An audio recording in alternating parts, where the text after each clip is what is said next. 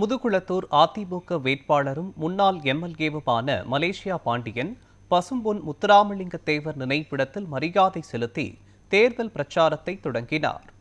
ராமநாதபுரம் மாவட்டம் முதுகுளத்தூர் சட்டமன்ற தொகுதி அதிமுக வேட்பாளரும் முன்னாள் எம்எல்ஏவுமான மலேசியா பாண்டியன் மற்றும் அருப்புக்கோட்டை அதிமுக வேட்பாளர் சேதுபதி, அதிமுக மாநிலங்களவை எம்பி தர்மர் ஆகியோர் பசும்பொன் முத்துராமலிங்க தேவர் நினைவிடத்தில் அவரது திருவுருவ சிலைக்கு மாலை அணிவித்து மரியாதை செலுத்தினர்.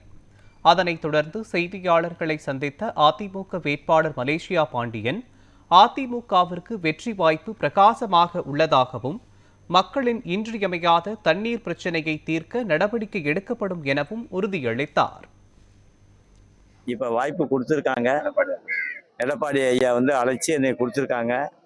என் பேர்ல தனி மரியாதை வச்சு என்னை அன்போட பரிவோட இந்த தேர்தல் நின்று வெற்றி பெற்று நல்ல இந்த தொகுதி மக்களுக்கு என்னென்ன செய்யணுமோ அத்தனையும் செய்யுங்க, யாரும் எந்த தடையும் சொல்லாத அளவுக்கு உங்களுக்கு பதவிகள் வரும் அப்படின்னு சொல்லியிருக்காரு.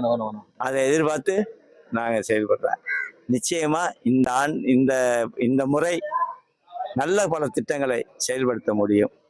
ஏனென்றா ஒரு சட்டமன்ற உறுப்பினர் என்றால் 5 ஆண்டு காலம் அவனுக்கு வாய்ப்பு இருக்க போகும்பொழுது கிட்டத்தட்ட 15 கோடி 20 கோடி அவன் கையில் இருக்க போகும்போது அதை மக்களுக்கு தேவையான சரியான ஒரு இதை செய்து முடித்தால் இன்னைக்கு நல்ல தண்ணீர் வசதியோ அல்லது பம்ப் செட்டு கிணறு போக்குவரத்துகளோ அல்லது கால்வாய் இந்த தடைபட்டு நிற்கக்கூடிய கால்வாய்களை தூர்வாரி தண்ணீரை கொண்டு வர்றதோ, தண்ணி தான் நம்ம பகுதிக்கு முக்கியம்.